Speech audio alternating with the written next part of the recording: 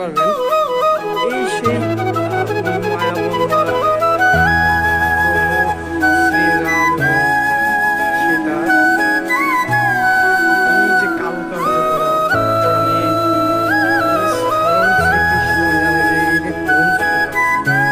না আসলে দেখতে পারেন না বাবু, আসতে হবে দেখতে। আয় ভগবান, এই কারুকার্য তো স্বয়ং বৃন্দাবনেও গেলে মনে হয় পাওয়া যাবে না এই ব্যবহারই। ও হরে কৃষ্ণ।